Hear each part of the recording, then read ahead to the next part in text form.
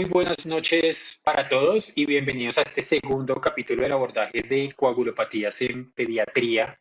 Para los que tuvieron la oportunidad de ver el primero, tratamos algunas coagulopatías de tiempos de coagulación normales, sobre todo que dependían de las alteraciones de las plaquetas. Y en esta ocasión vamos a terminar con esas coagulopatías que dependen de las alteraciones propiamente de los tiempos de coagulación. Mi nombre es Andrés Pérez, yo soy médico pediatra de la Universidad de La Sabana y actualmente soy el médico de enlace de coagulopatías raras para Novo Nordisk Colombia y estoy hoy en compañía del doctor Jimmy Lagos. Andrés, muchas gracias. Buenas noches para todos. Buenas noches a todo el equipo de soporte y logística que también nos está colaborando para que esta presentación salga de la mejor manera. Muchísimas gracias a la Sociedad Colombiana de Pediatría por abrirnos este espacio. Hablar de coagulación a veces no es tan fácil. Hablar de coagulación implica hacerlo con calma, con detenimiento, pero aspiramos y tenemos la fortuna y la responsabilidad de que en el transcurso de los próximos minutos podamos aclararles de pronto algunos mensajes que ustedes requieren y que les sean útiles para su práctica clínica a la hora de abordar niños con manifestaciones hemorrágicas. Muchas gracias y creo que estamos listos para comenzar. Gracias, Jimmy. Vamos entonces con la presentación, Oscar, por favor.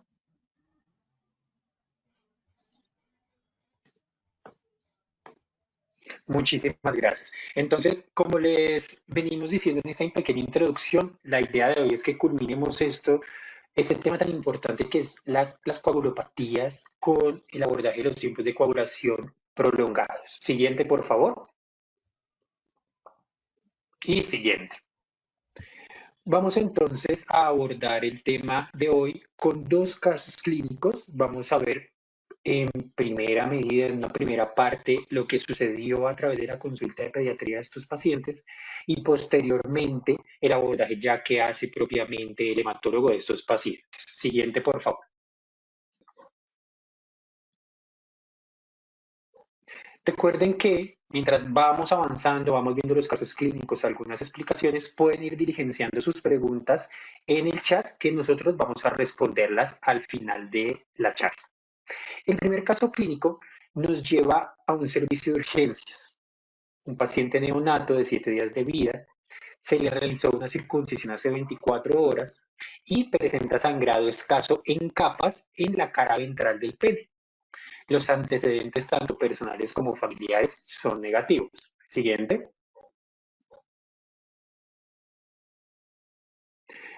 Cuando asiste a los 7 días de vida al servicio de urgencias, solo se le realiza una limpieza de la herida, el paciente deja de sangrar y tiene egreso. Sin embargo, a los 2 días, 9 días de vida, continúa con sangrado recurrente, no tiene otros síntomas, tiene signos vitales normales. Consulta nuevamente al servicio de urgencias. En este caso se hace la limpieza de la herida y se aplican unas cintas de presión sobre un pequeño vaso sangrante que tiene el paciente y se vuelve a dar egreso. Sin embargo, otra vez a los 2 días, el paciente reconsulta al servicio de urgencias, ya 11 días de vida, donde el paciente continúa con el sangrado, lleva 4 días sangrando. Es entonces interconsultado al servicio de urología, quienes hicieron el procedimiento quirúrgico, quienes aplican 2 suturas con fibrina y lo ingresan a hospitalización para la vigilancia de este sangrado. Siguiente, por favor. Durante esta hospitalización, se identifica el sitio de sangrado, se realiza una cauterización y se evidencia que el paciente presenta del ingreso aquí una caída de 2 gramos de hemoglobina. Dado el cuadro, le solicitan a este paciente algunos paraclínicos para estudiar qué le está sucediendo. Siguiente. Entonces, nosotros quisiéramos que ustedes, desde donde están conectados, nos respondieran esta pregunta. Si este fuera su paciente en el servicio de urgencias o hospitalización, ¿usted de entrada qué estudio solicitaría? A, un hemograma y unos tiempos de coagulación. B, un hemograma, un frotis y unos tiempos. C, un hemograma, unos tiempos de coagulación, un tiempo de sangría, o ustedes consideran que pues no requiere paraclínicos, con lo que ya está, podemos hacer una abordaje adecuada al paciente y podemos continuar. Vamos a darles unos segunditos para que ustedes puedan responder Ya vamos viendo algo de tendencia, sobre todo me gusta que no estamos dejando al paciente sin estudiar qué es lo que le está sucediendo. Y vamos a ver entonces cómo nos va. Pues la mayoría, el 56%, 54%, considera que lo correcto sería un hemograma, unos tiempos de coagulación y un frotis de sangre periférica, seguido por el hemograma y los tiempos, pero un tiempo de sangría. Siguiente, por favor. ¿Qué sucedió con este paciente? ¿Qué se le solicitó? Un hemograma, vemos que tiene una hemoglobina de 14 para un niño de 12 días de vida con un hematocrito de 42, con unas plaquetas que están en los 250.000. Dentro del frotis de sangre periférica que solicitaron, las líneas celulares están normales, tanto en número como en morfología. Y en los tiempos de coagulación nos encontramos que tiene un TP de 15 con un control de 14, lo que le da un INR de 1.09 y un TTP de 58.9 sobre un control de 38. En algunos libros ustedes van a poder encontrar algunas tablas que les refieren tiempos de coagulación es normal, sobre todo para los primeros días de vida, el mes, los 3 meses y los 6 meses de vida, y ya de ahí en adelante, digamos que tiene una tabla similar a la de los adultos. Pero prestémosle especial atención a que tiene un TTP de 58.9 con un control de 38 segundos para ese día. Siguiente, por favor. Y entonces, estuvimos de acuerdo. Pedimos unos hemogramas, un frotis de sangre periférica, unos tiempos de coagulación, que fue lo que la mayoría respondió. Y entonces ahora quisiera que nos preguntáramos cuál sería el diagnóstico, al menos de trabajo.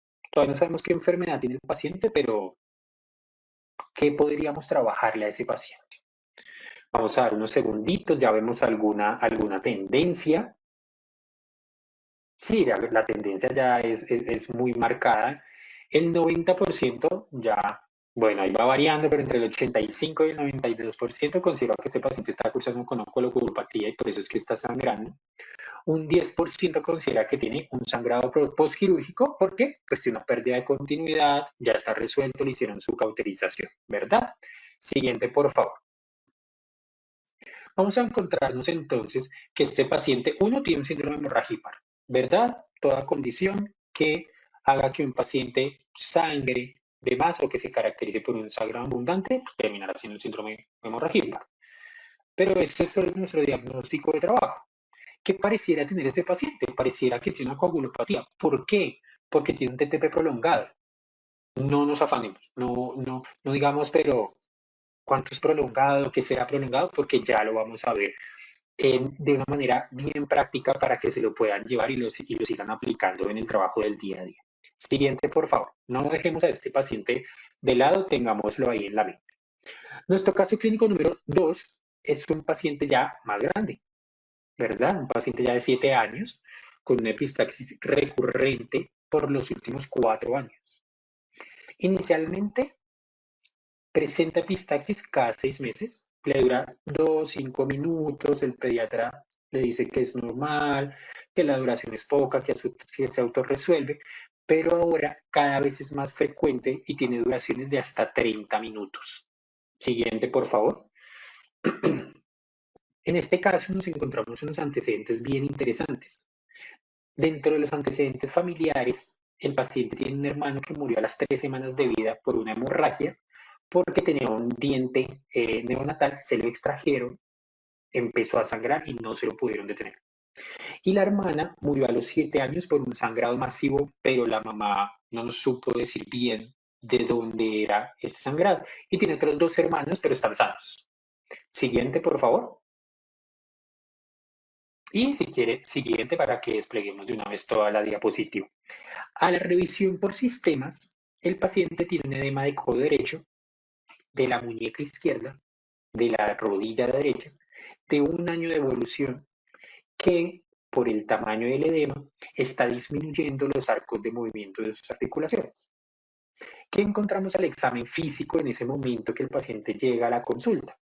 Palidez generalizada, en este momento no está sangrando ni tiene estigmas de sangrado en su tabique nasal, y sí se evidencian unos cambios en las articulaciones. Siguiente, por favor.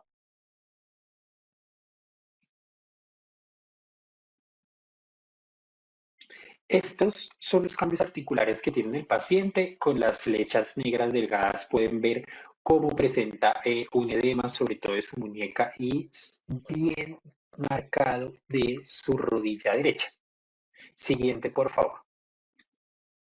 Entonces, en este caso, pues la pregunta es la misma. Ustedes ya tienen una anamnesis, una revisión por sistemas, un examen físico. ¿Qué les gustaría saber de este paciente? De pronto un hemograma con unos tiempos como opción A, hemograma, tiempos y una ecografía de esa rodilla a ver qué está sucediendo como opción B. Hemograma, tiempos y de pronto un estudio genético. Tiene dos hermanos que se han muerto sangrando y dos normales. ¿Qué estará sucediendo? O consideramos que pues, es un paciente que sinceramente no requiere ningún paraclínico en este momento. Demos unos segunditos más para que nos animemos a continuar votando. También vamos ya viendo una tendencia de como la mayoría, sobre el 85% más o menos, quisiera ver un hemograma, unos tiempos y una ecografía articular. No quiere decir que el paciente no necesita un estudio genético porque seguramente algo está sucediendo. Siguiente, por favor. Entonces, ustedes reciben estos estudios iniciales, porque después puede que requiera otros estudios adicionales, donde tenemos un paciente, obviamente con una anemia, 9.6 de hemoglobina con un hematocrito 28, con unas plaquetas normales de 435.000 y con una línea blanca que está normal. Y tiene unos tiempos de coagulación, miren qué curioso, diferentes a los que nos presentaba el primer caso. Tiene un TTP de 39.6 con un control de 45, pero un TP que aunque se lo corrieron 2 veces, no coagula. Y claro, todos queremos saber qué le está sucediendo en su articulación. Tiene una ecografía articular donde tiene una hipertrofia sinovial con abundante cantidad de sangre, un hemartrosis importante y ya tiene cambios de revascularización porque pues ustedes recuerdan que en la articulación no debería haber sangre y que la sangre y el hierro que acá se expone pues empieza a hacer algunos cambios de neovascularización en esta articulación, lo que nos habla de que esto no es un sangrado de ahorita y de que el paciente ya viene con un proceso de sangrado importante. Y entonces, siguiente, por favor, acá quisiéramos llevarlos a la misma pregunta con la que finalizamos el caso número 1 y es, ya tenemos una historia, ya tenemos unos paraclínicos, ¿cuál es su diagnóstico de trabajo? ¿Tiene una coagulopatía? ¿Tiene una amartrosis nada más y hay que estudiarle esa amartrosis a ver qué está sucediendo? O, pues, el paciente pareciera que tiene algo, pero no es grave. La verdad es que una coagulopatía no tiene. Puede que no sea sano, pero una coagulopatía sería de pronto mucho decir y sería encasillar al paciente en uno de estos diagnósticos. Vemos ya obviamente una tendencia marcada donde sobre el 90% de los participantes considera que tiene una coagulopatía y el 10% dice lo que el paciente en este momento su problemática es que tiene su hemartrosis y hay que estudiarse. Entonces, este paciente obviamente también tiene un síndrome hemorragíparo, tiene una coagulopatía, pero no es la misma coagulopatía del paciente anterior. El paciente neonato que sangra de manera profusa después de su circuncisión, lo que tiene es un TTP prolongado. Ya vamos a ver eso que nos da, que nos dice. Este paciente, en cambio, lo que tiene es un TP prolongado, tan prolongado que ni siquiera coagula. Entonces vamos a la siguiente, por favor. Y acá vamos a hacer un recuento muy breve de la hemostasia primaria, porque eso lo vimos en el primer capítulo de esta serie de coagulopatías. Siguiente, por favor. Pero ustedes recuerdan muy bien que pues, el protagonista de la hemostasia primaria es la plaqueta, ¿verdad? Que es un remanente celular y que tiene algunos pasos como la activación, o sea, el cambio de forma y la aparición de estos pseudópodos, la agregación, la adhesión para poder formar un coágulo, ¿verdad? Que va a tener que ser apoyado por la fibrina, por el factor 13, por otra clase de sustancias para tener un coágulo estable. Pero de las plaquetas y de sus alteraciones hablamos en el primer capítulo, pero vamos a la siguiente, por favor. Ahora vamos a hablar de la hemostasia secundaria. Ustedes obviamente entienden mientras me están escuchando y van viendo las diapositivas que aunque son primaria y secundaria, suceden al mismo tiempo y hay puntos donde se unen, ¿verdad? Como el factor de von Willebrand, por ejemplo, como la trombina, que es un activador de plaquetas. Pero esta es una de las diapositivas quizás más importantes de mi segmento de la charla como pediatra, y es que ustedes reconocen que de esta manera de intrínseca, extrínseca y común no funciona la vía secundaria, la coagulación en la vida real, pero sí es muy útil para entender y para hacernos un mapa mental de qué le puede estar sucediendo al paciente cuando tiene unos tiempos de coagulación prolongados. Siguiente, por favor. Entonces, vamos con la vía más cortica, que es la vía extrínseca. La vía extrínseca es medida por el TP. ¿Qué es un TP prolongado? Todo el que está 5 segundos por encima del valor normal. Es un TP prolongado. En el caso del paciente está fácil porque no coagula, ni siquiera es que esté por encima, es que no forma un coágulo cuando se le hace una prueba de TP. Cuando el paciente tiene un TP prolongado y un TTP normal, ¿qué le está sucediendo? Que tiene un problema del factor 7, porque como ustedes pueden ver en el diagrama, no hay nada más en la vía extrínseca, solo el factor 7. Alguien podrá decir, hay factor tisular, sí, pero pues no sería, digamos, lo común pensar en que fuera un déficit del factor tisular por la manera en la que funciona el factor tisular. Entonces quiero que se lleven en la mente que un TP prolongado con un TTP normal es un problema del factor 7. Normalmente será una deficiencia del factor 7. Siguiente, por favor. ¿Qué pasa con la vía intrínseca, con la vía azul? Pareciera más complicada porque tenemos ya 4 factores de la coagulación, factor 8, factor 9, factor 11 y factor 12. Esta vía es medida por el TTP. ¿Qué es un TTP prolongado? Depende. ¿El paciente sangra o no sangra? Si el paciente sangra, un TTP prolongado es todo aquel que está 3 segundos por encima del valor del día.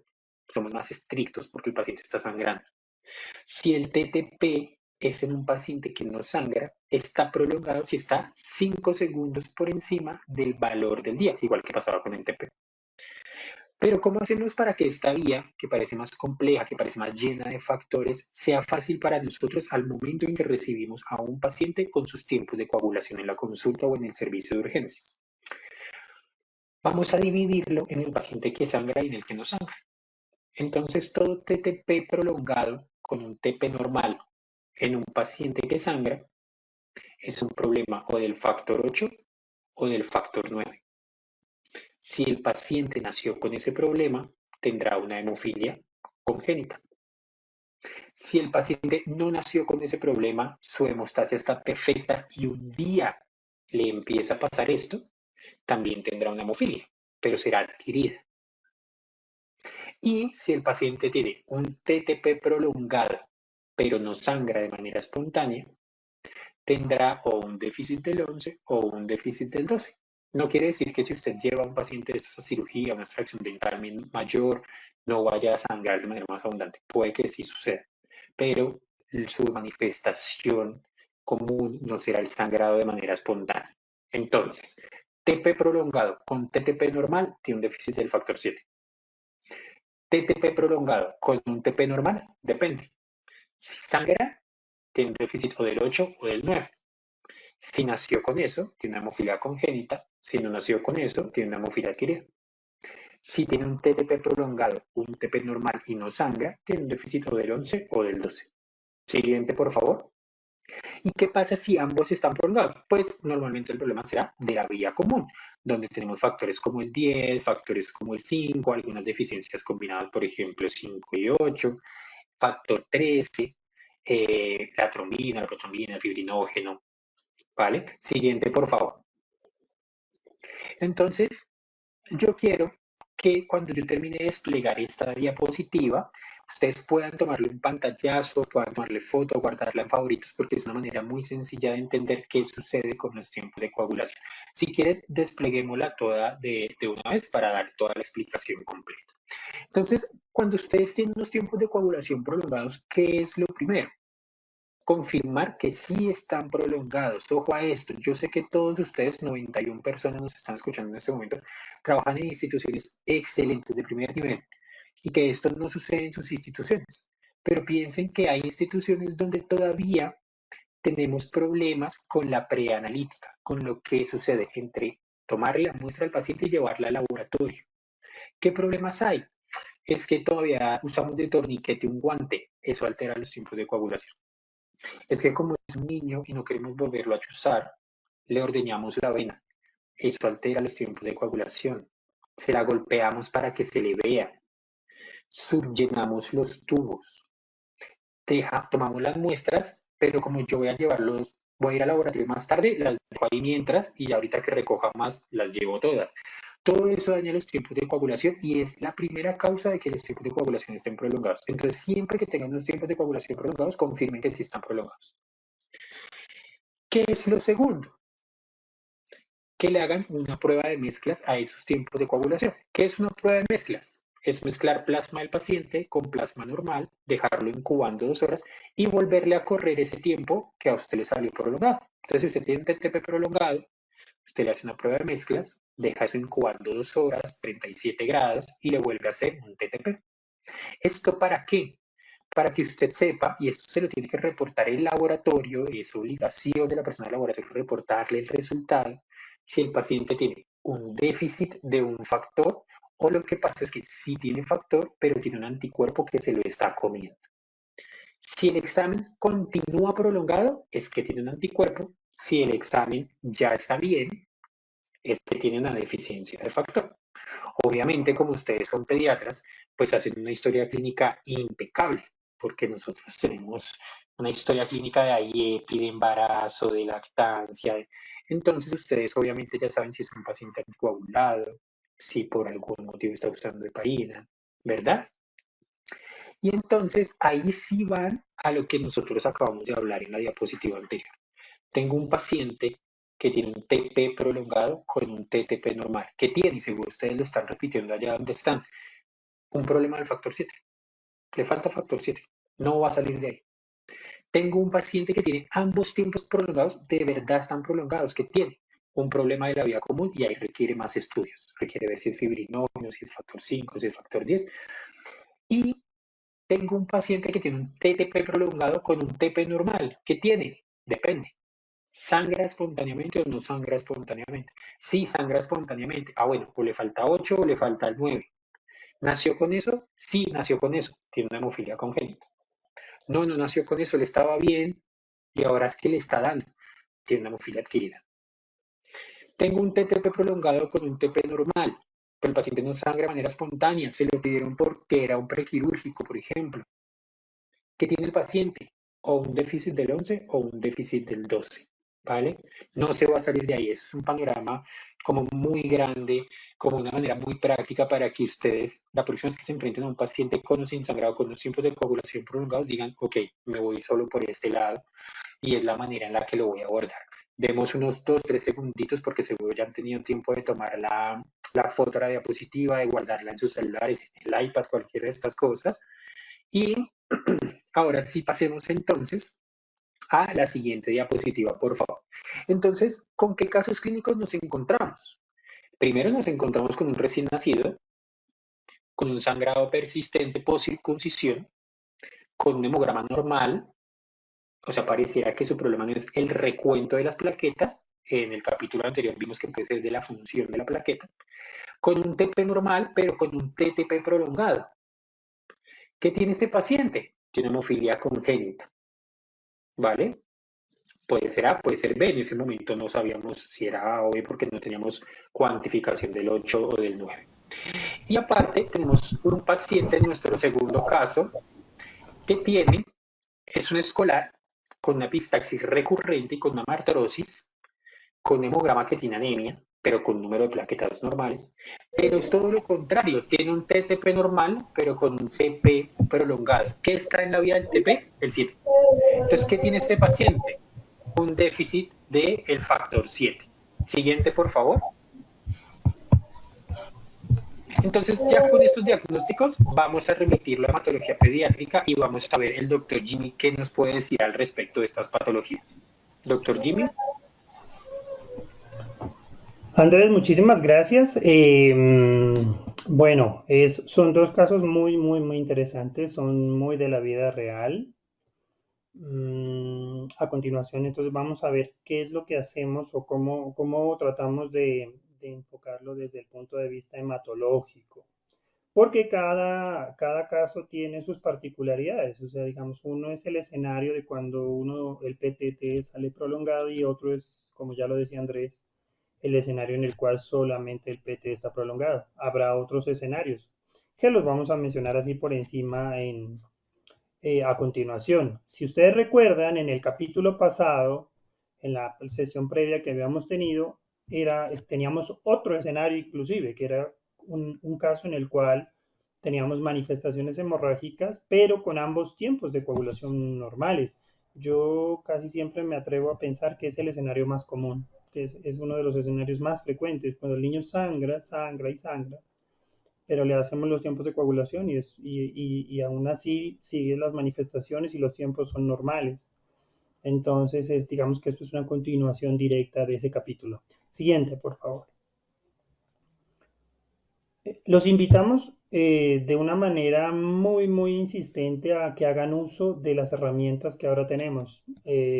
Antes, cuando nosotros hacíamos interrogatorios sobre manifestaciones hemorrágicas, la única opción que teníamos era decir sangra, sí, no, cuántas veces, grave, no grave, poco, mucho, leve, moderado.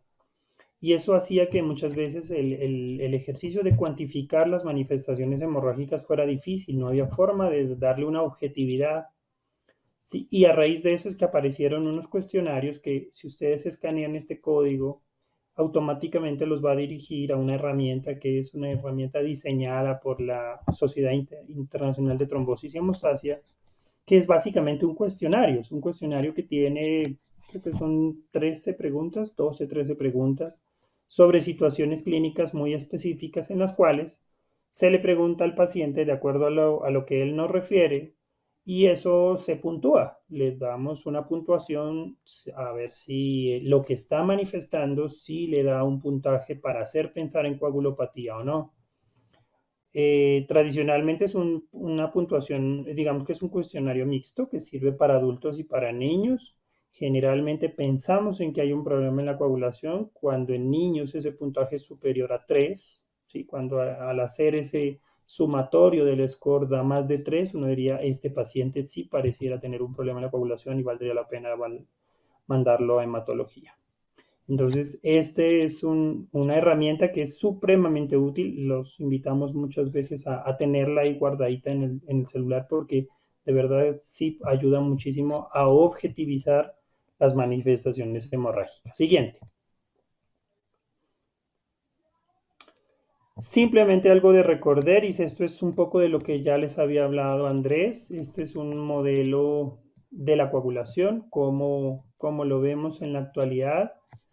Eh, Antes se pensaba que la coagulación tenía que darse por pasos. Si no se daba un paso, el siguiente paso era imposible que se diera.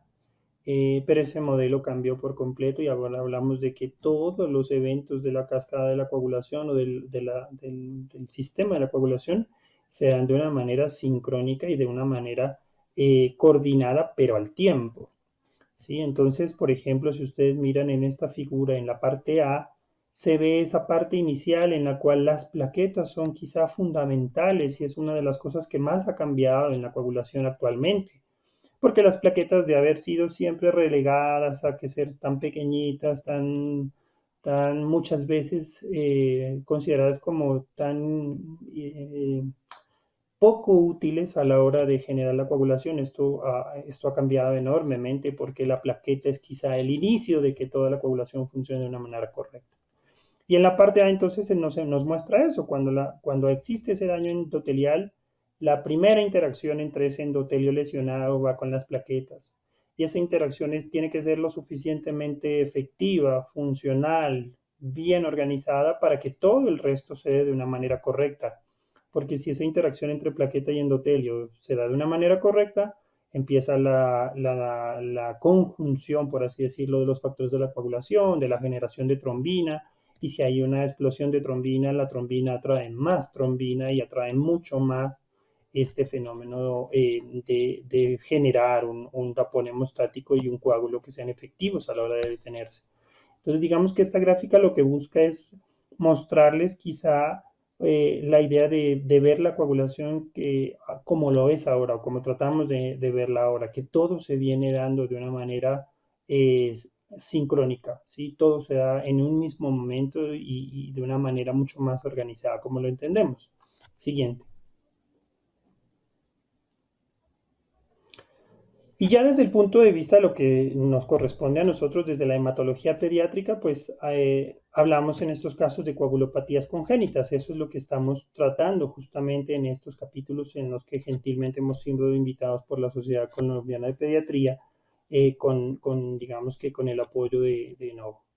Las coagulopatías congénitas para nosotros en hematología pediátrica son patologías relativamente infrecuentes, relativamente raras. La mayoría de ellas son causadas por defectos genéticos. ¿Sí? La mayoría en la edad pediátrica son patologías que tienen una connotación genética. Son poco comunes, como ya lo decíamos, y la dificultad muchas veces está en que desde el punto de vista de mi ejercer como pediatra, a veces yo no logro tratarlas de organizar de una manera práctica para saber por dónde voy a empezar a buscar un problema en la coagulación. Pues la idea es que precisamente las vamos a dividir de una forma muy puntual, muy práctica para dividirlas también a la hora de estudiarlas. Siguiente. Entonces, ¿cómo nosotros las dividimos estas coagulopatías congénitas? Siguiente. Las dividimos en dos grandes grupos, las coagulopatías frecuentes y las coagulopatías infrecuentes. ¿Cuáles son las frecuentes? La más común de todas, la enfermedad de von Willebrand. Luego está la hemofilia A, que justamente es una de las que mencionamos en uno de los casos clínicos el día de hoy. Y en tercer lugar está la hemofilia B. Recordar que la hemofilia A es la deficiencia de factor octavo y la hemofilia B es la deficiencia de factor noveno. En algunos libros un poco más viejos podrán encontrar una hemofilia que se llamaba la hemofilia C, que pues ese término ya no se utiliza y la hemofilia C es lo que corresponde en la actualidad a la deficiencia de factor 11. Y esas son las frecuentes. ¿Cuáles son las infrecuentes? Las infrecuentes pues son las deficiencias de todos los demás factores, que no sean ni el von Willebrand, ni el octavo, ni el noveno. Entonces ahí tendríamos alteraciones en el fibrinógeno, que es el factor 1, tenemos deficiencias de factor quinto, de séptimo, de 13, en fin, de todos los demás factores que ustedes se imaginen de acuerdo a la cascada. Y también están catalogadas como coagulopatías infrecuentes las alteraciones en el funcionamiento plaquetario. Si yo tengo claro un poco qué es lo frecuente y qué es lo no tan frecuente, van a ver que de pronto es un poco más fácil saber por dónde voy a buscar. Siguiente.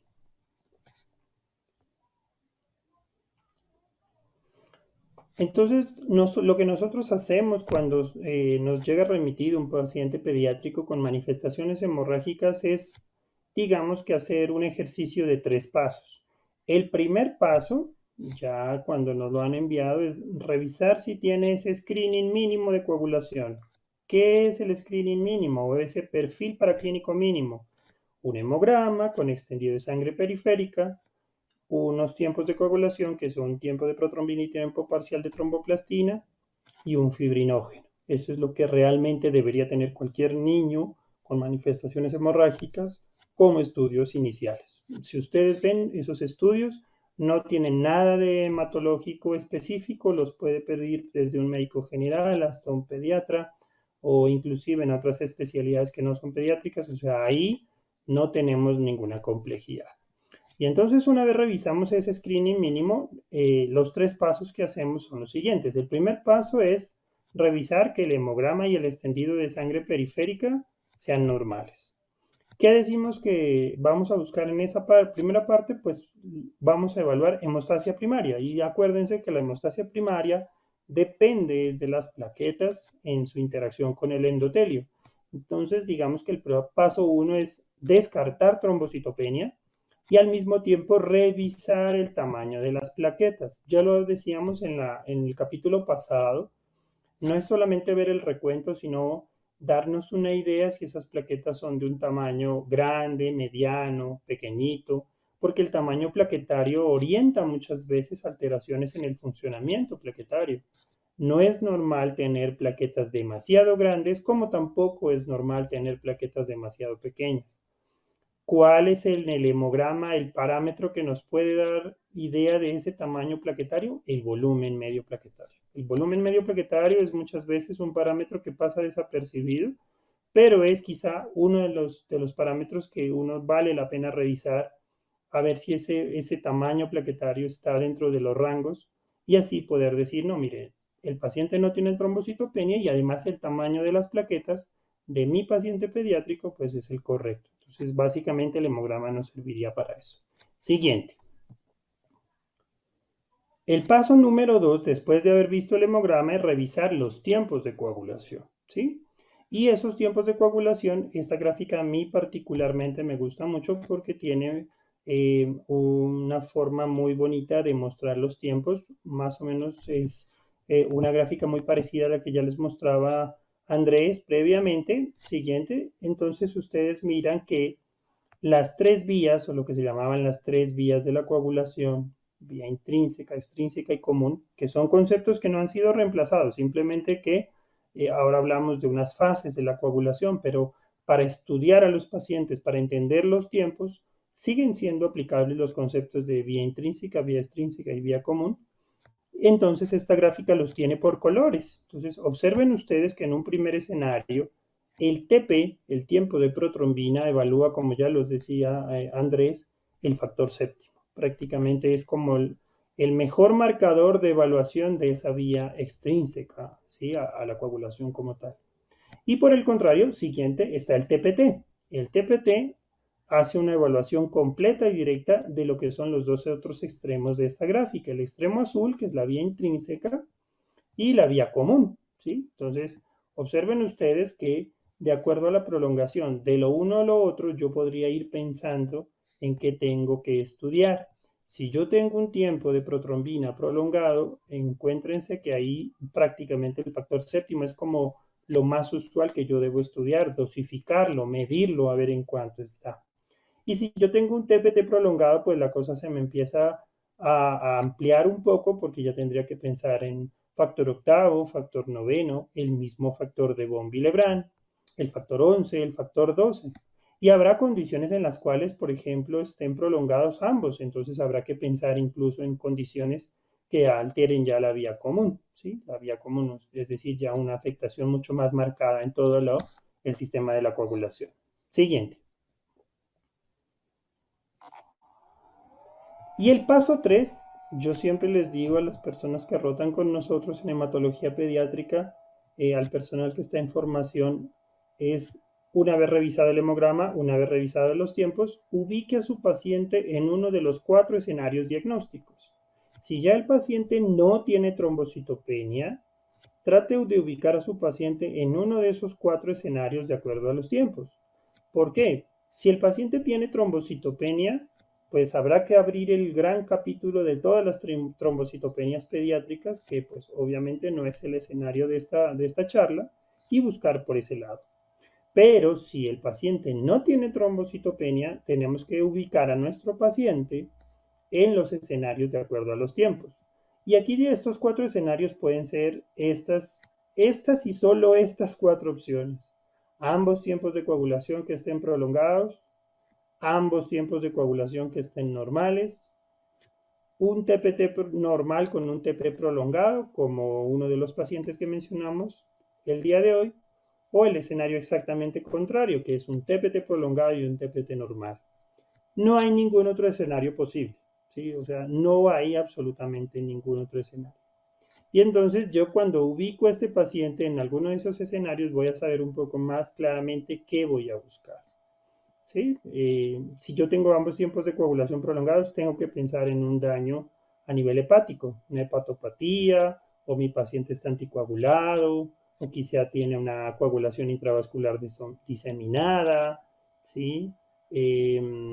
O de pronto, digamos, tiene una alteración en la vía común, por ejemplo, si yo tengo hipofibrinogenias o enfermedades del fibrinógeno o de la protrombina, se me alteran ambos tiempos de la coagulación. Cuando los dos tiempos de coagulación están normales, que era el capítulo exactamente que tuvimos hace, creo, ya un poquito más de un mes, ahí pensamos principalmente en deficiencias de factor 13, en enfermedad de Von Willebrand y también en alteraciones en el funcionamiento plaquetario. En este caso, en el cual nos vamos directamente al caso clínico, en el TP prolongado con TPT normal, aquí prácticamente lo que más hay que pensar en orden de frecuencia es deficiencia de factor séptimo, y en el TPT prolongado, ahí lo que pensamos es en deficiencia de factor de factor octavo, factor noveno, factor de von Willebrand, factor 11 y factor 12. Siguiente. Este es el escenario del caso número 1. Entonces, el escenario del caso número 1, esta es una gráfica extraída de un artículo donde habla de fisiología y funcionamiento de las pruebas de coagulación. Observen ustedes que el PTT prolongado nunca está prolongado de una manera fisiológica, se prolonga de una manera patológica cuando tenemos deficiencia de estos factores. Si el paciente está anticoagulado, podría estar de una manera terapéutica prolongada. Claro, si está anticoagulado, probablemente eso explicaría por qué esté prolongado, o si yo tengo una hepatopatía. O puede haber falsas prolongaciones en el PTT, que son, por ejemplo, cuando la muestra está contaminada o cuando el plasma de mi paciente tiene una hiperbilirrubinemia, si el paciente está ictérico, o si el suero es muy lipémico. Entonces, digamos que en esas condiciones, el PTT probablemente no es creíble si es que está prolongado. Siguiente.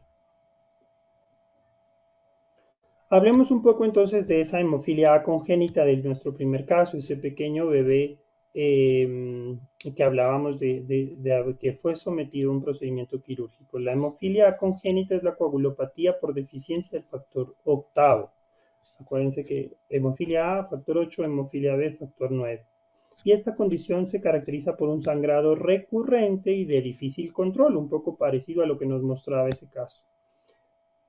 Sin embargo, digamos que este es un caso un poco distinto a la habitualidad de cómo se presenta una hemofilia congénita, pues precisamente porque este paciente tuvo un reto hemostático constituido en un evento quirúrgico. De lo contrario, siempre recordar que la hemofilia congénita lo que más provoca es un sangrado articular, y ese es quizá el marcador, porque de alguna u otra forma ese sangrado articular condiciona a que estos pacientes terminen haciendo artropatía, que es lo que condiciona mucho la lesión de estos niños a la hora de tener un funcionamiento normal. Siguiente.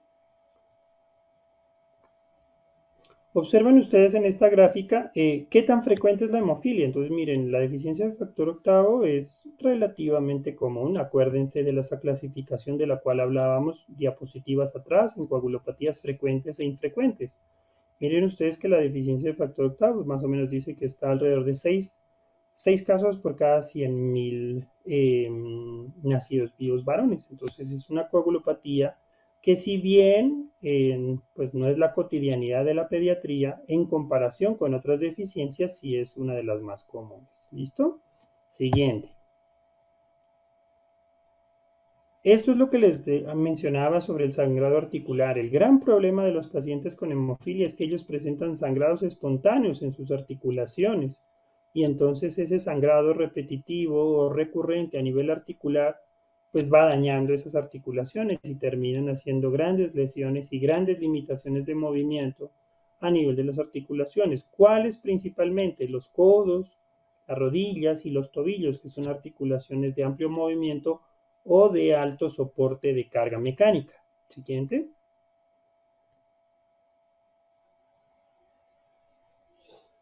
¿Cuál es el modelo diagnóstico característico de una hemofilia en estos pacientes? Lo hablábamos ya entonces. Es un hemograma normal y sin trombocitopenia, un fibrinógeno dentro de límites normales, un paciente que tiene el TPT prolongado con el TP normal, y entonces cuando ya esto sucede, si tenemos esta prolongación en el TPT, pasamos a dosificar los factores y nos vamos a encontrar que el factor octavo está en menos del 40%. Y entonces cuando eso sucede decimos, este niño tiene una hemofilia, y el siguiente paso es poder decir si es leve, moderada o severa. Siguiente. Y entonces la clasificamos en leve cuando ese factor está entre el 40 y el 5%, en moderada entre el 5 y el 1%, y en severa cuando el paciente tiene menos del 1% de ese factor octavo. Siguiente. ¿Por qué esa clasificación entre leve, moderada y severa es importante? Porque de acuerdo a la severidad tenemos que pensar cómo va a ser el tratamiento de ese paciente, ¿sí? La hemofilia es una de las enfermedades de la hematología pediátrica que ha sufrido un progreso descomunal, por así decirlo, en el transcurso de los años. Es una, para fortuna nuestra, para fortuna de los hematólogos pediatras que vemos y nos dedicamos a estas enfermedades, podemos ver que en el transcurso de los años han sido enormes los avances en el tratamiento, enormes los avances en lograr un cuidado mucho más acorde a lo que estos pacientes necesitan. Todavía estamos lejos en hablar de curación. Esto es una patología que no es curable, es una enfermedad crónica, pero si se hace un tratamiento de la manera correcta, probablemente la calidad de vida del paciente va a ser mejor. Y de esta gráfica que describe todo ese trasegar de la evolución en el tratamiento, quiero mostrarles esta parte final. Si da siguiente, un clic ahí a la parte de la diapositiva, donde en la actualidad hablamos de que para los pacientes con hemofilia A o hemofilia B, la profilaxis, el tratamiento profiláctico, es el estándar y es lo que le proporciona o lo que le permite a un paciente pediátrico con hemofilia tener una condición de vida mucho más favorable de lo que era años atrás. Siguiente. Y entonces, ¿qué es la profilaxis? Algunos de ustedes se dedicarán ya o conocerán algunos programas de la hemofilia, otros a lo mejor esto todavía sigue siendo un poco más ajeno. ¿A qué nos referimos con la profilaxis? A que es una estrategia que no es nueva, ya lleva muchos años descrita y consiste en administrar ese factor octavo que le falta a mi paciente de una manera regular, de una manera periódica, de una manera organizada, varias veces a la semana, en días específicos, en un esquema específico, para que ese nivel de factor de mi paciente esté en un rango no tan bajo y eso me permita evitar que ese paciente tenga sangrados espontáneos. Por eso hablamos de que hacemos una profilaxis para evitar el sangrado. Tratamos de evitarlo. ¿Listo? La contraposición de esto es hacer un tratamiento a demanda, es decir, solamente administrar factor si el paciente sangra. Si no sangra, pues no lo hacemos. Siguiente. Y entonces esa profilaxis que generalmente tenemos que hacerla en los pacientes severos, que son los que más sangran, pues tenemos en la actualidad afortunadamente muchísimas herramientas terapéuticas. Tenemos los concentrados o factores plasmáticos, también tenemos recombinantes, tenemos ahora factores que duran un poco más de tiempo y permiten administraciones un poco más espaciadas de medicación. También tenemos agentes puentes cuando los pacientes hacen inhibidores frente a su terapia normal, digamos, o cotidiana. E inclusive nosotros también en nuestro medio ya tenemos la opción de utilizar terapias que no son propiamente factores, pero que también pueden contribuirnos a que estos pacientes no sangren o que si sangren el sangrado sea mínimo y eso conlleve un menor deterioro articular. Siguiente. Les decía entonces que la profilaxis es más para pacientes con hemofilia severa, pero por ejemplo la pregunta de alguien diría, bueno, ¿y si es leve? Pues si es un leve, probablemente si este paciente tiene una hemofilia leve, a lo mejor tiene una vida por demás normal, excepto que se ha sometido a un reto hemostático y en ese reto hemostático o un trauma o una herida o un golpe, en ese momento sí sangra y a lo mejor en ese momento sí tengamos que utilizar factor. Y entonces, pues dependiendo de la magnitud de esa herida, de ese trauma o de ese sangrado, utilizaremos dosis de factor para llevar, o dosis de ese medicamento para llevar ese nivel de factor a un nivel mínimo que permita que ese sangrado se detenga. Aquí, siguiente, es importante que ustedes, por ejemplo, cuando estén en el servicio de urgencias, recordar la fórmula correcta para calcular cuánto factor puedo llegar a necesitar. Entonces, por ejemplo, en sangrados leves, con que yo tenga un nivel de factor o con que busque llegar a un nivel de factor no tan alto, 20, 30% quizá, está bien. Es decir, multiplico el peso del paciente por ese nivel que quiero subir el factor y eso lo multiplico por 0,5 y eso me da la cantidad de factor a usar. Por el contrario, si mi paciente pediátrico es quizá un niño que se cayó en un columpio y tiene una gran herida a nivel intracraneano o a nivel de la cabecita, así sea en el escalpe, probablemente voy a necesitar por protección unos niveles de factor un poco mayores y asimismo tiene que ser la dosis que yo voy a administrar para ese momento de ese sangrado urgente. Siguiente. Y entonces ya las últimas diapositivas vamos a concentrarnos en el escenario número 2, que era lo contrario, el paciente que tenía el PTT normal, pero el PT era el prolongado. Traigo nuevamente esta gráfica, es del mismo artículo que les mencionaba, entonces encontramos que el tiempo de protrombina fisiológicamente no va a estar prolongado bajo ninguna condición y que cuando lo encontramos patológico, la gran mayoría de las veces debemos pensar es deficiencia de factor séptimo. De manera terapéutica, si el paciente está anticoagulado, pues también vamos a tener prolongación de ese tiempo, o si la muestra está contaminada, hablaremos de que es un PT falsamente prolongado. Siguiente. Hablemos un poco entonces de la deficiencia del factor séptimo. ¿Se acuerdan ustedes? Les decía que las coagulopatías se dividen en frecuentes e infrecuentes. Dentro de las infrecuentes, la deficiencia de factor séptimo es la más común, ¿sí? Eso quiere decir que es una de las que hay que tener en la mente o en la cabeza cuando sospechamos una coagulopatía. La característica de esta coagulopatía es que tiene un fenotipo sangrador o unas manifestaciones hemorrágicas muy variables. Hay pacientes que, como en el caso que vimos, por ejemplo, tenían manifestaciones hemorrágicas repetitivas, recurrentes, pero hay casos de pacientes con deficiencia de factor séptimo que sus manifestaciones hemorrágicas tienden a ser mínimas y pueden tener una vida por demás normal y hay muchas veces el diagnóstico se hace de manera accidental cuando le hacen unos tiempos de coagulación, independientemente de la razón, y encuentran que este PT está prolongado.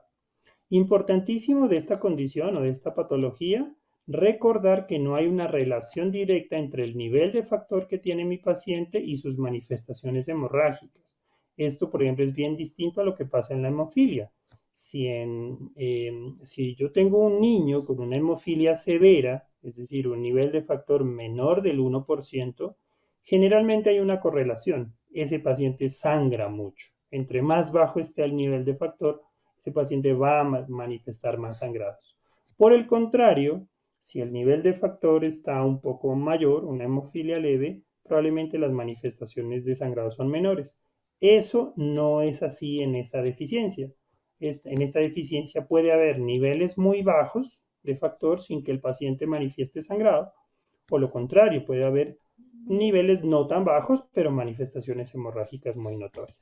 Y tiene entonces un modelo diagnóstico característico, que ya lo mostraban y ya lo mirábamos en un caso clínico, pero lo vamos a repetir y a verificar en la diapositiva siguiente. Siguiente.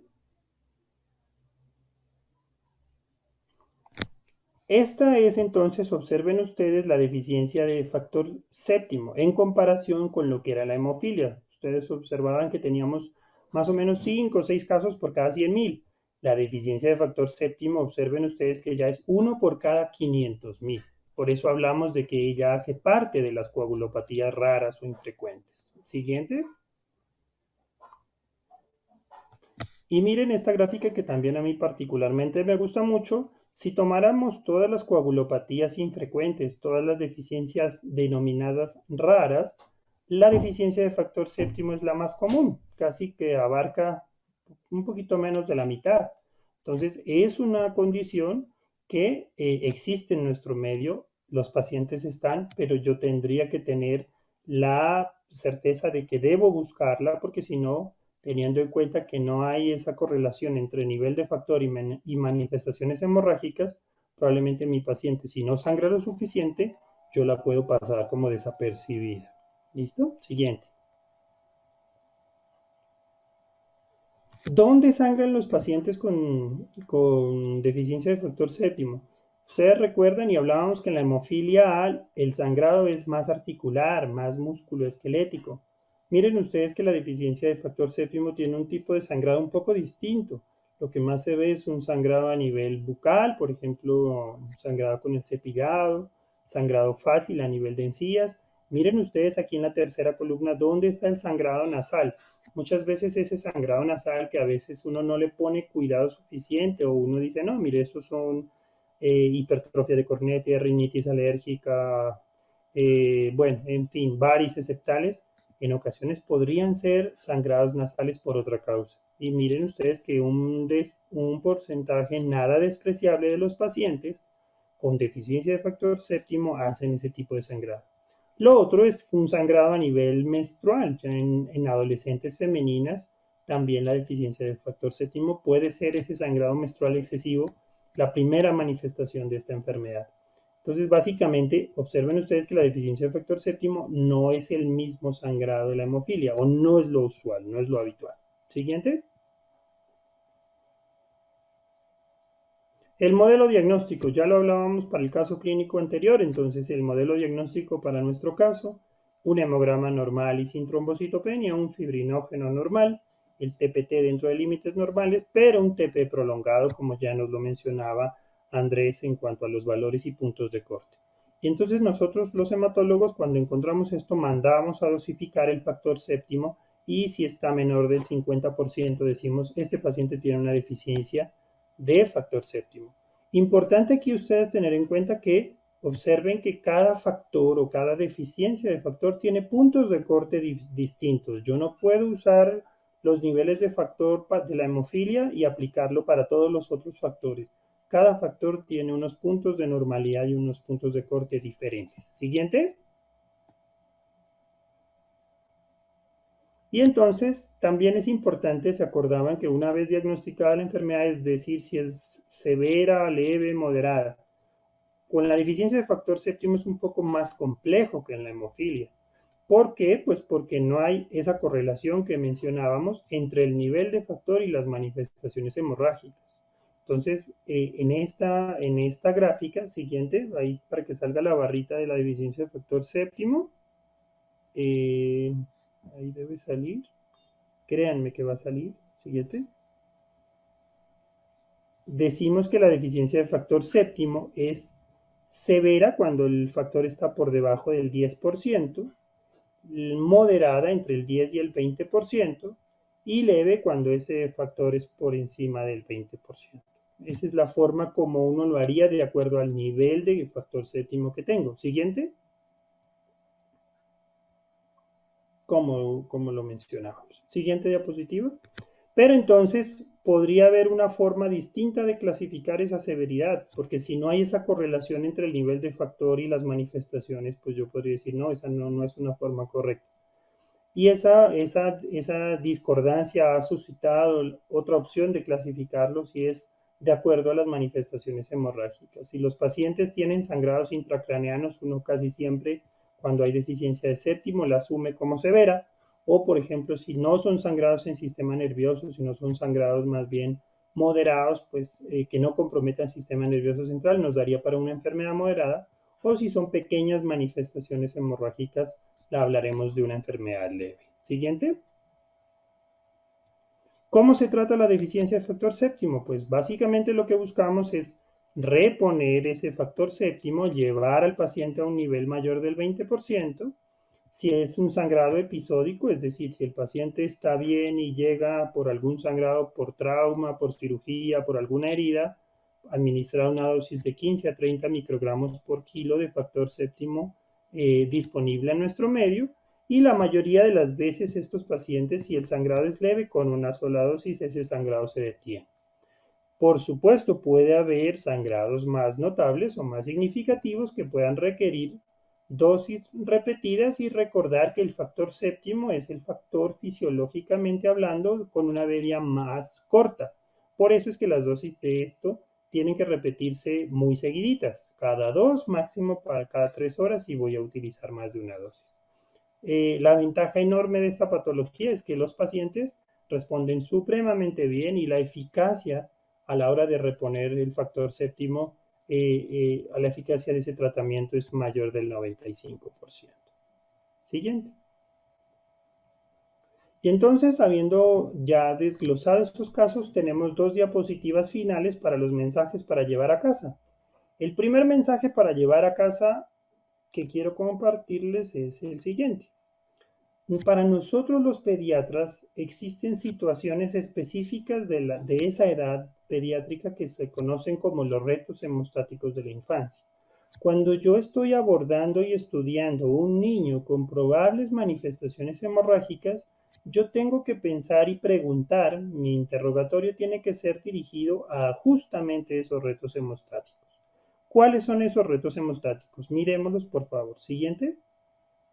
El primero de ellos es el parto como tal, mirar si el paciente a la hora de su nacimiento hizo algún sangrado, un cefalohematoma desproporcionado para un parto, o instrumentado o no instrumentado, porque eso me puede dar ideas si de pronto hay una deficiencia de factores, por ejemplo pasa mucho en las hemofilias. Siguiente. El siguiente reto hemostático es la caída del muñón umbilical. La deficiencia de factor 13 característicamente se manifiesta con esta presentación. Esa caída del muñón umbilical es una caída demasiado severa y el paciente empieza a hacer manifestaciones de sangrado severas por ese muñón umbilical. Eso me da para pensar que pudiera tener un problema en la coagulación. Siguiente. El siguiente reto hemostático es cuando el paciente se vacuna. Es importante que yo pregunte cómo le va a ese niño que me llega a consulta con la vacunación.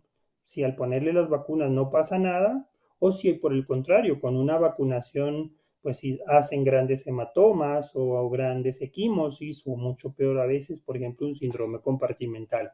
Eso es importante preguntarlo en estos pacientes. Siguiente.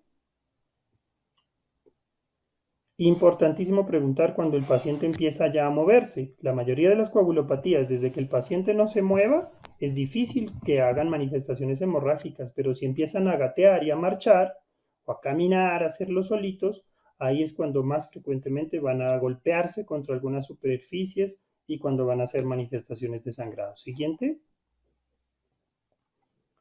¿Cómo le va con la muda de las piezas dentarias? Como el cambio de las piezas dentarias.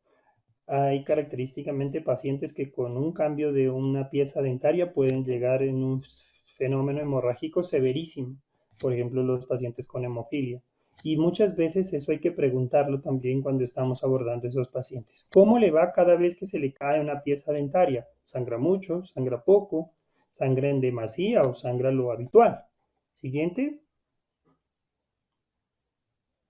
Importantísimo esto, por ejemplo, en las pacientes con adolescentes, cuánto es o cómo le fue a la hora de tener la menarca, si fue un sangrado excesivo, conllevó a que la paciente fuera a urgencias, se anemizó, requirió transfusión de glóbulos rojos, ese tipo de cosas obviamente nos dan a pensar de que ahí podría haber un problema en la coagulación.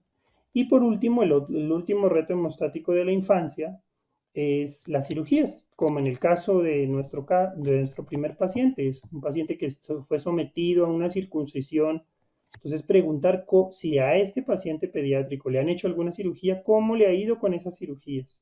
Si fue una cirugía que por muy chiquitita, por muy pequeñita, conllevó un riesgo o un sangrado severísimo, eso, ojo que ahí hay una alerta y eso podría implicar que mi paciente tiene unas manifestaciones hemorrágicas. Y la otra y final diapositiva de los mensajes para llevar a casa es lo que hablábamos en el capítulo pasado. Siempre, ¿cuáles son los sangrados de la pediatría que ameritan estudio? Siempre los sangrados nasales que duren más de 15 minutos, los sangrados orales que duren más de una hora, las heridas que sangren por más de una hora, todas las hemorragias menstruales que conlleven o requieran atención médica o cualquier sangrado independientemente de su localización anatómica en la cual yo, por más que le busque una causa, no tengo la forma de tener una opción de aclarar esa etiología. Y con esto queremos decirles muchas gracias de antemano, excusas por los pocos minutos que nos hemos pasado en el tiempo propuesto y damos el paso a las preguntas o dudas o inquietudes que puedan surgir dentro de los asistentes. Muchas gracias. Muchas gracias, doctor Jimmy. Tenemos un par de preguntas. La primera tiene que ver en cómo diferenciamos en el caso de un sangrado en el recién nacido, que puede ser del muñón umbilical, por ejemplo, un déficit de estos factores o un déficit de vitamina K. Hay que recordar que los pacientes con, digamos que en el periodo neonatal, son pacientes que de entrada tienen un sistema de la coagulación que no está completamente maduro. El recién nacido, por definición, es un paciente que viene con una deficiencia de beta K, y esa deficiencia se suple y se corrige de una manera prácticamente sencilla, por así decirlo, con la administración de la vitamina K que se pone profiláctica. La forma más fácil de determinarlo mediante pruebas de diagnóstico paraclínico es porque la deficiencia de factor 13 tiene tiempos de coagulación normales. O sea, la parte paraclínica más clave. La deficiencia de factor 13 no tiene por qué alterar los tiempos de coagulación.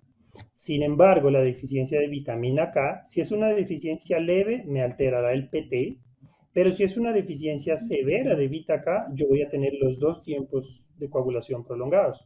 Porque acuérdense que existe una cosa que se llaman los beta K, los factores beta K dependientes, que yo siempre, la forma como me los enseñaron y me los aprendí de una manera mnemotécnica es que uno se aprende el teléfono para llamar a la vitamina K y uno marca 27910. Entonces, ese es el teléfono para llamar a la vitamina K y ahí están los factores, el 2, el 7, el noveno y el décimo. Entonces, si hay una prolongación en los tiempos de coagulación, en ambos tiempos de coagulación, eso orientará muchísimo más a que sea una deficiencia de beta K, mientras que en la deficiencia de 13 los tiempos de coagulación van a estar normales. Muchas gracias, doctor Jimmy. Y la última pregunta que tenemos es, ¿qué consideraciones específicas hay que tener en el manejo de la urgencia en hemofilia? ¿Cuándo sabemos que el manejo con el factor está funcionando?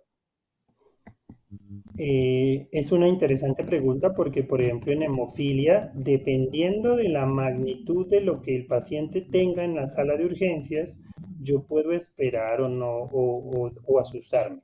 Me explico. Si el paciente lo que tiene es una hemorragia articular, la eficiencia del factor no va a ser inmediata. O sea, yo le pongo la dosis de factor y tengo que evaluarlo más o menos a las 6 horas, 4 o 6 horas, y lo primero que va a haber es resolución del dolor, ¿sí? Cuando el sangrado se detiene, el paciente automáticamente el dolor mejora, porque el sangrado articular duele y duele bastante. Digamos que ese escenario daría chance de evaluarlo un poquito más tardío. Si por el contrario yo lo que tengo es, qué sé yo, el paciente fue un trauma, se accidentó o jugando con algunas tijeras o con un elemento cortopunzante, se chuza, se hace una herida, se lastima, la dosis que yo administro del factor sí la tengo que evaluar mucho más tempranamente porque el factor actúa prácticamente de inmediato. En unas 40 minutos, media hora, ya tengo que evidenciar que ese sangrado se ha detenido. Entonces depende mucho de qué presente mi paciente, si es un sangrado por una herida o si es una hemartrosis o por ejemplo en este caso del recién nacido si es un sangrado posoperatorio de una herida. Por ejemplo, en esos sangrados posoperatorios también tengo que estar muy cerquita de acuerdo a ver que esa herida quirúrgica, esa área cruenta, el sangrado se detenga a los pocos minutos, 30, 40 minutos máximo. Creería yo que es el tiempo suficiente como para considerar si ese nivel de factor funcionó a la hora de detener el sangrado. Muchas gracias, doctor Jimmy. Y no queremos terminar este espacio que nos brinda la Sociedad Colombiana de Pediatría sin invitarlos a que puedan ingresar. En el chat les dejaron el link a su Academia Médica, que es la plataforma de Academia de Novo Nordisk, donde van a poder encontrar una masterclass que realizó el doctor Jimmy sobre abordaje del niño que sangra en asociación con ACHOP, pero además van a poder encontrar otros materiales de suma relevancia sobre estos temas, como puede ser sangrado menstrual, como puede ser hemofilia y obesidad, pero además temas concernientes a obesidad, a diabetes y algunos a temas digitales que ahora están tan de moda de pronto, por ejemplo, alguno quiere potenciar su perfil digital en redes sociales, cómo hacerlo, cómo atraer con esto más pacientes, también van a poder encontrar material sumamente importante aquí. Le agradecemos a todos los asistentes que se quedaron hasta este momento con nosotros, que vivieron con nosotros estos 2 capítulos sobre coagulopatías en pediatría, a la Sociedad Colombiana de Pediatría por habernos invitado y permitido este espacio. Muchísimas gracias y buenas noches para todos.